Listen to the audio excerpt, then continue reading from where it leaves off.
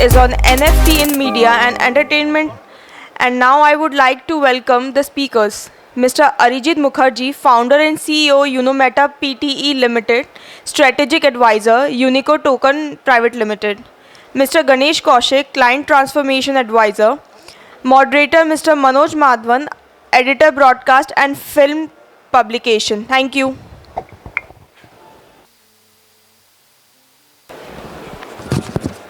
Good morning to all delegates and a warm welcome to Arijit and Ganesh. Thank you both for coming. So today's first panel discussion is on NFT in the media and entertainment industry. So basically to define NFTs is blockchain based digital assets. They have brought groundbreaking and revolutionary innovations to business across various industries. While significant sectors such as gaming and art have already benefited from NFTs, recent developments suggest that the realm of media and entertainment would be the next in line to receive a transfigurative blow from NFT use cases. So, I would like to first start with Ganesh. Ganesh, how do you look at the entire evolution of NFT in the media and entertainment business? Thanks, Manoj. See, there are a huge amount of assets which are lying with the media companies, especially the print media, which are almost 75 years old. Most of them are 75 years old, or at least 50 years old. If you dig their archives, you will be able to find content which are very unique and which can be converted as a convertible. I won't name the organization, but I'll tell you the content which is lying with them, which they are not monetizing at all, is the Queen Elizabeth when she visited Kerala. They are the only company who have got the video footage of Queen's Kerala visit. Imagine at this time how much it would have been sold for if BBC wanted it or if BBC knew about it. They missed a huge opportunity, and I have been telling them for almost 10 years to maintain that asset so that when time comes you will be able to monetize that. They were not able to. And people are looking at, see, everybody is hard pressed for business, and the revenues are going down, especially in the print media. And these are the assets which they can dig out and monetize those assets in a much better way without giving away that asset. The asset will still be responsibility of that particular publication or the particular broadcaster. This is a huge opportunity and this is a huge transformation which is waiting to happen, and it might happen anytime, Manoj. Thank you, Ganesh. Over to you, Arijit. I noted that you are a founder and CEO of Unometa, which is a NFT global platform and a metaverse platform. So tell us more about your venture, Unometa, and how you look at NFT in the media and entertainment business. Sure. So thank you so much for having me today. Right. So, so my background is actually that of a private banker. I'm a private banker for the last 22 years, right? So being a private banker, I've worked with HNIs and ultra HNIs for a very long period of time, right? So my coming into this arena itself is quite a mystery. I mean, even to my wife, 14 months down the line, why did I suddenly jump, given that I was doing very well in my private banking career? And I was one of the founding members of the wealth management practice at Anand Rathi as well. I spent 13 years with them. And last year we had our IPO, and then post that is when I quit and I set this up. Right, so a little bit of background, because I think it helps for the crowds to understand as to who we are and what. I don't profess to have the kind of legendary this thing that Ganesh has, right? So I think it's important for the crowds to know this, right? So that's one. Coming back to what you asked me, saying what is Unometa. So I'll take you a little bit through the history, right? And I think that will also tell you as to how the entire sector itself has moved. So when we started the entire thing, my original vision was not about creating an NFT marketplace at all. I was trying to create something which is very close to what I do, which is, a crypto PMS. right? Because we all know of equity PMSs, portfolio management schemes, which has been there for the last 20, 25 years. And I said, hey, this is a very large opportunity, and I calculated the opportunity to be somewhere in the range of around $25 billion. Yeah? And I said, hey, with this kind of a size of opportunity, why shouldn't we, jump into this? And if I don't jump into this, somebody else will, so I might as well do it.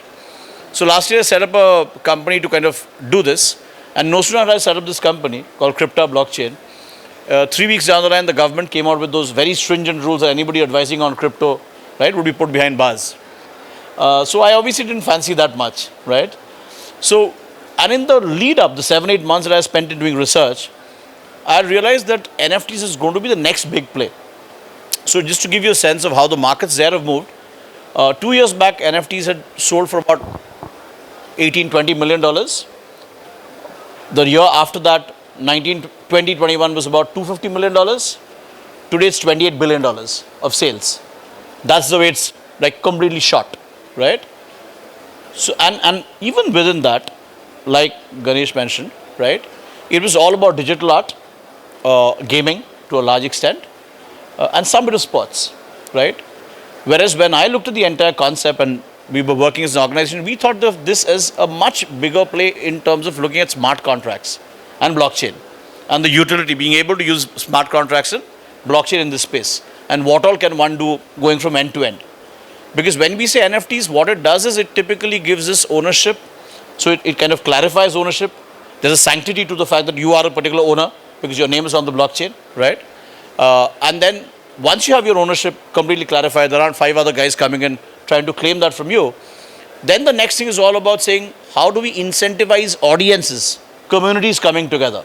Because Web 3.0 is all about communities, right? So how do we incentivize audiences coming together? And finally, once you've incentivized audiences, how do you incentivize creators who are working with these audiences to create this, community of interdependent people? So earlier in Web 2.0, it was only about creators who are working with large behemoths, right? But Web 3.0 is all about creators owning their stuff.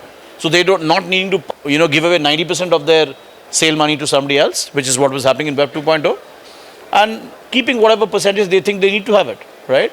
So in Unometa, what we are doing is, we started as an NFT marketplace, but somewhere Jan-Feb of this year, when we were looking at data, we realized, and my background of being in the capital markets for the last 25 years helped me to understand data that while people were thinking that, wow, this is a crazy, crazy gold rush, I saw this as something which is coming to a grinding halt. So I told my team that, hey, go easy on the marketplace development. We don't need to rush in because we are not going to launch NFTs so soon, right? While I had 25 global digital artists on my platform, we have people like Vijay Amritraj, who's our global brand ambassador, right? Mahesh Bhupati, Abhinav Bindra, Lalchand Rajput, fantastic assets from, celebrity cricketers and other sports people over here. But I saw that this market is going to come to a grinding halt, which is what we are seeing. 97% drop in volumes, almost 85-90% drop in prices, right? So I was very clear that this wasn't the time to launch NFTs because you're not going to get that kind of response. A potential 50 ETH project became a 5 ETH project because ETH prices, Ethereum prices dipped by 90%, right? So even if you were to actually sell out the entire project, it would still not be viable, right? So which is why what we did was we went a little behind, did a little bit of backward integration, and we actually started concentrating more on blockchain projects and metaverse projects, right? Because blockchain metaverse are again part of the same league, right? But they are not as cyclical as NFTs are or crypto is, right? They are far more longer term in terms of orientation and utility. So that's what we've done. So we've now got 10 to 12 very interesting blockchain projects from all over the world. We are doing, blockchain in healthcare, blockchain in supply chain management, in education, right? And while we are doing all this, that is creating the backbone. NFTs are very much a part of the entire story, right? NFTs will ensure that we are able to encash that backbone.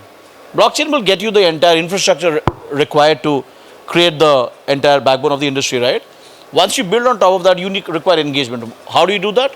We do create metaverses.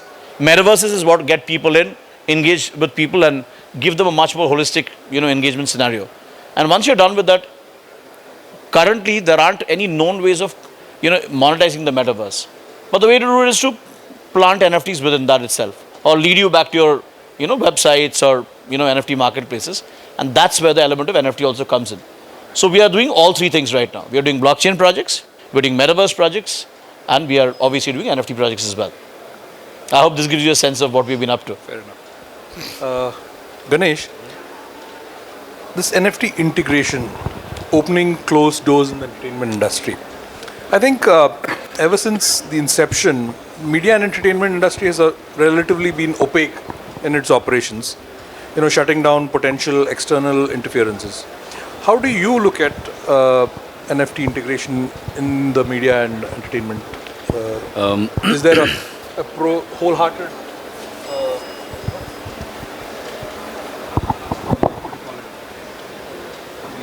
Acceptance. embracing it? I think you'll have to. keep the mic. Is the industry embracing it? Yes and no. The main reason for no is that people are really not fully aware how much money that they have to be spending for this. But yes, as he said, the creators, the something which is evolving is when somebody is writing a screenplay, put it under blockchain and in NFT. That gives an authority that this story belongs to me. And nobody else can claim or nobody else can put a case that he stole my story and all those things, because this has already been registered. So we are working with the the Scripted Writers Association to how this can be enabled. Point number one. And point number two, if the script writer want to sell a small portion of his script, he can do it using blockchain without impacting the whole script. Okay. And the other thing which is evolving is in the publishing industry, where the books are being published using blockchain as a technology, where I may not be interested in buying a whole book, but I am interested in buying only one chapter. I can do that if it is on blockchain. And I will know how much money that is coming. As he rightly said, there is no middleman who is stealing away from my money. If I have to make 100 rupees, and if I am happy with 50 rupees, I am happy with 50 rupees because I know that 50 rupees is coming back to me without, impacting the sale and all those things. And the kind of marketplace that are getting created now, there's a large amount of visibility that is created. So people who are interested in whatever they want to buy, they can easily buy through that. So the film industry is transforming, Manoj. It is already transformed into completely digital. So now it will transform further to adapt this blockchain as a technology. And NFT is part of that blockchain. In NFT, you cannot see NFT in silos. The other thing, this blockchain on the whole will help anybody, broadcasters, publishers, filmmakers, to eliminate the DRM per se. The digital rights management is so expensive. You can completely eliminate DRM if you are on a blockchain platform. So everybody knows who owns it, and everybody knows how am I supposed to use it. Most of the time, there are so many broadcasters who doesn't even know that how many times they can play a particular content. They don't even know that. And after exceeding it, somebody will realize, and then it will go on a court case, and you did this, you did that, and all those things. It's a headache. Already the publishers and broadcasters are having enough court cases. Probably you need to build another 100 courts only for handling their cases alone. So entertainment industry or the media and entertainment is evolving, and it will evolve very soon. Once they start seeing money, it will evolve very soon. And as he said, I know Kapil Dev's 1983 bat is being sold on NFT. And he made a good amount of money. Amitabh Bachchan, he recited his father's poem and he sold in NFT. He made around 7 crores by doing that. All we have to do is spend little time and understand what we have. There is a gold mine sitting inside the organization only, but we don't know what that gold mine is. Put some interns is also good for doing this. Put some interns, ask them to segregate the content. Then out of experience, you will know which I can sell, which I cannot sell. Even if you are not selling anything, at the end of the day, you will know what you have. Currently, that is also not there. Again, I will not name the organization. There is one organization which was storing their pictures in a godown on a sack. One fine day, they wanted one picture which was taken around 25 years back. They were going and searching that sack, they didn't find it. Somebody came with that photo and sold it for a huge amount of money to the same organization. So their own content, they had to buy it. So this is the state. Okay, if you, I'll take this next option to Arijit. If you compare Hollywood to the Indian film industry, NFTs are still on the rise despite the crypto downturn, like artists like Madonna, Justin Bieber joining the trend, So, how do you look at the difference in terms of the transformation of NFTs when you compare Hollywood to Bollywood? Sure. It's an excellent question, actually. So, I think more than talking about the technology, that's where the government aspect comes in, right? So, in the US and elsewhere in the West, the governments are far more supportive of blockchain, of blockchain technology per se, right? And they don't have a problem with NFTs coming out. They don't even have a problem with cryptocurrencies and so on, because they are far more clearer about how they want to tax